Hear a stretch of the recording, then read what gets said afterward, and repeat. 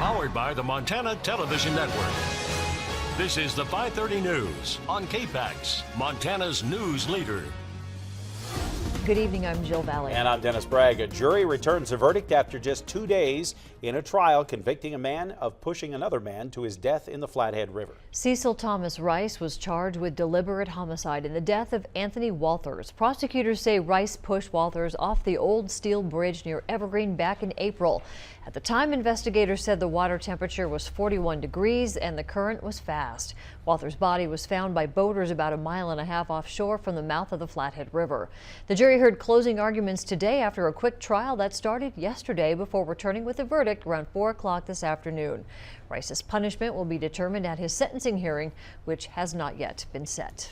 Interior Secretary Ryan Zinke will recommend the Badger II medicine be given protection as a national monument. That announcement comes as Zinke is defending the Trump administration's move to dramatically trim the size of 2 monuments in Utah this week. Zinke went on the defense this afternoon in a special press call responding to President Trump's signing of new executive orders sharply reducing the set-aside for the Bears Ears and Grand Staircase Escalante National Monuments in southern Utah. Hundreds of protesters surrounded the president's visit to Salt Lake on Monday, with conservation groups and tribes immediately threatening legal action over the step. Zinke released his final report on the monument changes and defending President Trump's actions, saying other presidents have followed a similar course. There's no move to transfer public lands to the states, and that he had met with tribal leaders to discuss the changes. At the same time, Zinke said he'll recommend the Badger II medicine be given protection from development as a national monument, setting aside the area on the front immediately south of Glacier for its cultural value to the Blackfeet tribe. The Montana Wilderness Association had a mixed reaction, saying while we appreciate Secretary Zinke recommending national monument protection for the Badger II medicine, we find it reprehensible that he's doing so at the same time he's stripping protection from a place that is as sacred to 5 sovereign southwestern nations as the Badger II medicine is to the Blackfeet. A University of Montana professor is seeking public records pertaining to budget cuts on campus. Professor Mirdad Kia and his lawyer are raising concerns and asking for transparency about documentation of more than 9 budget cut meetings that have happened over the past 8 months. MTN's Kent Lutzen attended a meeting on campus this afternoon. Kent joins us now live. Kent? Jill, Dennis, Kia and his lawyer just want to know who was at these meetings, where are the minutes and agendas, and who was making the recommendations of all 415 programs at the University of Montana. Without this transparency, Kia is raising questions on if the overall process is legit. There is reference to meetings that took place even in the provost office itself, for which there is no content, there is no substance.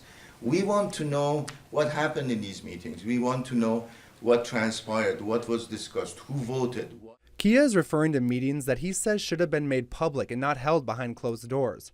But red flags in the process are nothing new. There were task force members themselves raising questions at a meeting in early November. And I think the timing has been the most difficult part because we're working really fast. And so we're making a lot of decisions on the fly and trying to decide, new challenges will bubble up to the surface that we hadn't even considered in the preparation process. And so we're having to triage those challenges while we're also trying to make a decision. At that same meeting, associative students of the University of Montana president, Braden Fitzgerald, added he was satisfied with the overall process. I feel pretty confident that every task force member is doing their homework, understands the weight and gravity of this process, and they're coming in prepared to make tough decisions. Kia, along with his lawyer, are also asking for documents identifying the anonymous reviewers who rated the 415 programs from strong to not suitable, adding if UM doesn't provide these records, then the program recommendations are invalid. It hasn't been made public, and if it is not available, then we think that there may be illegality with respect to either open meetings or public participation or the right to know. And if there is, then these recommendations are void. A Montana state law says, quote, a person may request and make copies of public records from a public agency. And Kia says falls under these guidelines. Jill, Dennis? All right, thank you, Kent. was close to ending contracts with nearly 30 lecturers last week, but rescinded the letter of termination soon after it was sent. Well, skiers and snowboarders across the Flathead Valley and beyond have had December 7th marked on their calendars for quite a while. and it's just around the corner. You say, why that day? Well, it's opening day at Whitefish Resort. Always a great day, but there's a lot of hard work that goes into setting up the mountain, as MTN's Jack Ginsburg shows us. Whitefish Mountain Resort will hold its 70th opening day this Thursday. Unfortunately, there isn't enough snow to open the entire mountain, but Public Relations Manager Riley Columbus says that really doesn't matter on opening day. Regardless of what kind of snow conditions we have, it's something that brings our community back together in one place, enjoying the outdoors and doing something we all love to do in the wintertime. When families and friends hit the slopes for the day, they experience the great runs and scenic views of the mountain, but there is a lot of work that goes into preparing the resort that we don't see. From the chairlift maintenance crew and the guys who groom the runs, to the kitchen staff that prepares meals down here at the base lodge and on top of the summit, Columbus says it truly is a team effort getting the resort ready for opening day. This is kind of one of the more stressful times of year for all of us, but it's also one of the most fun because you see everyone coming together, everyone working hard, everyone's excited, and so we're just excited to have our employees back. They work so hard to make things go well for everybody who comes up here, whether you're a season pass holder or a frequent skier or just someone who's visiting from out of town. Columbus added that the snow crews are doing their best to get the front side of the mountain open, but in the meantime, everybody should still be praying for snow. We're going to be downloading Chair 1 this year, so we'll do our best to get the rest of this mountain open, and everyone should just keep doing their snow dances because we could use a lot more snow up here. In just 2 days, the chairlifts will be spinning, taking skiers and snowboarders up to the summit for their first turns of the winter for the 70th consecutive season in a row. Reporting in Whitefish, Jack Ginsburg, MTN News. And not much chance of snow this week. We're in store for some cool temperatures, though. For more on that, let's go over to Chief Meteorologist Erin Yost for a look at her first forecast. Erin. Yeah, unfortunately, the extended forecast looking pretty dry across the northern Rockies. I know the calendar is already pushing the middle part of December. Unfortunately, things looking pretty dry for us here as we move towards Christmas. Hamilton today, our First Security Bank ICAM.